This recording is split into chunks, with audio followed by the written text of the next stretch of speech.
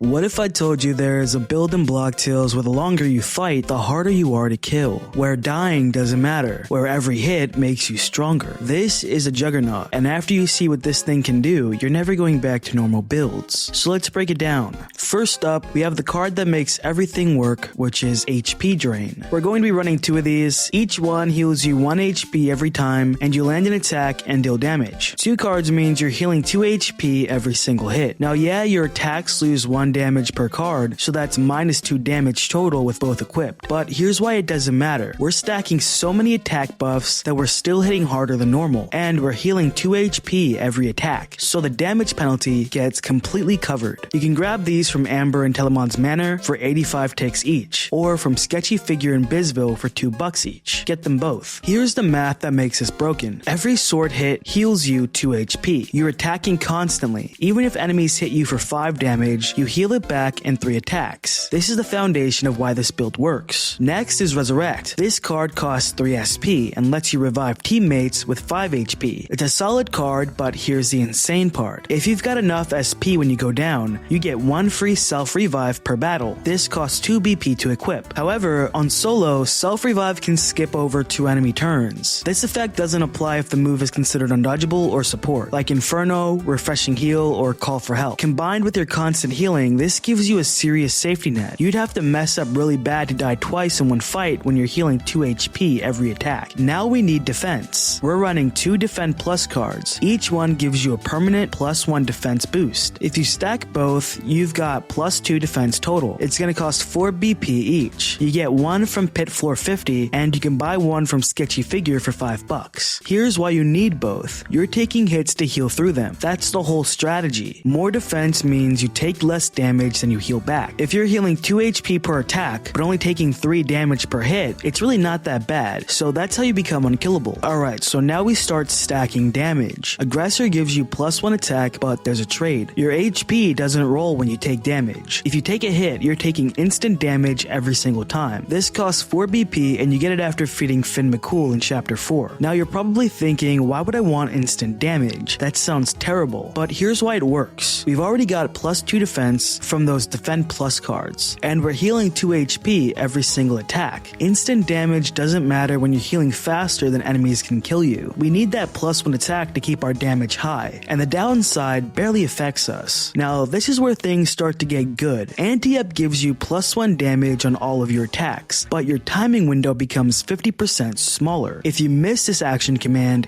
you deal 0 damage, nothing. This costs 4 BP, and you can buy it from Sketchy Figure in Bizville for $5. Here's why this is worth it. With Knight, Aggressor, and Anti-Up, that's +3 damage before we account for HP drains -2 penalty. You're still hitting harder than base, but if you miss your timing, you deal no damage, which means no healing for that turn, so don't miss. All your offensive attacks get affected. Ball and Launcher have tighter timing windows. Sword attacks have way smaller action command areas. Dynamite and Slingshot have lower progress bars. It's tough, but if you land those hits, you're dealing solid damage while healing. Now we get into the Specialist. Knight gives you +1 sword damage, but removes your ball slot completely. This costs 3 BP, and you can buy it from the wealthy merchant in Vermilion Village for 100 ticks. You're only using sword attacks anyway, so losing the ball slot doesn't really matter. That's another +1 damage stacking with everything else. Our sword attacks are now hitting harder than normal. This card also works with Slingshot if you're using that instead of sword. But for this build, we want sword. SP Saver reduces all your SP costs by 1. It won't go below 1 SP minimum, but everything gets cheaper. This costs 3 BP, and you can grab it from Sketchy Figure for $4. Here's the value. Resurrect costs 2 SP instead of 3, Daze costs 1 SP instead of 2, Power Stab is 1 instead of 2, and you can spam your abilities now way more often and still have SP saved for that clutch self-revive if you ever need it. This card basically pays for itself in 2 turns. Power Stab gives you +1 sword damage with a smaller timing window. It costs 2 SP to use, and if you miss the action command, you deal 2 damage. If you hit it, you deal 3 damage. But here's the best part. This costs 0 BP to equip. Tutorial Terry gives it to you right before entering Bizville Meadows. It's free to equip and stacks with all your other buffs. buffs. Like all sword attacks, it ignores 50% of defense. The 2 SP cost becomes 1 SP with SP Saver, so you should always include this in your deck. Sword Toss lets you throw your sword at any enemy, including flying ones. It costs 1 SP to use, as well as 1 BP to equip, and you find it in the Manor basement. Without this card, you can't hit flying enemies with your sword. With Sword Toss, you choose your target and you can hit anyone. Even with SP Saver, this still costs 1 SP since it can't go below that, but it's still worth it for the flexibility. Now, Deep Focus gives you plus 10% energy when using Focus. We're running 3 of these. That's going to be plus 30% energy generation total. This costs 3 BP with all 3 cards. You can find them at Pit Floor 40, or you can buy them from Banished Knight for 35 ticks, the Wealthy Merchant for 20 ticks, or Sketchy Figure for $1. 3 cards means you're charging way faster than normal. Daze is a sword move that applies Dizzy level 1 to an enemy for 4 turns. If you hit the timing, you get plus 1 sword damage. It also deals half damage to the enemy behind your target. This costs 1 BP and 2 SP.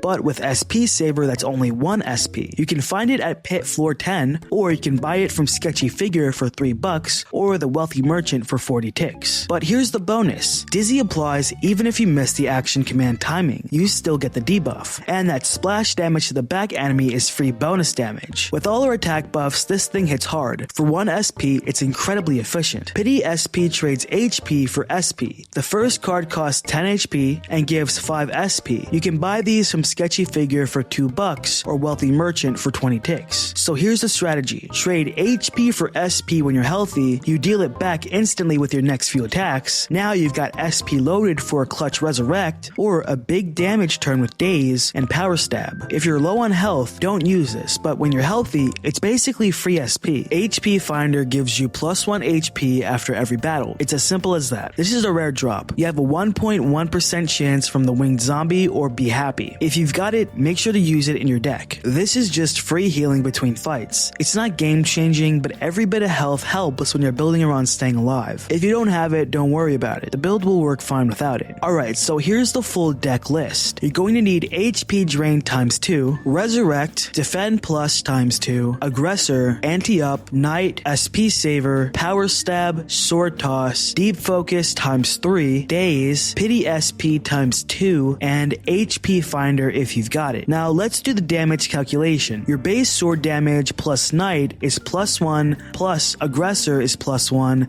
plus Anti-Up is plus 1, plus Power Stab is plus 1, minus HP Drain, which is minus 2.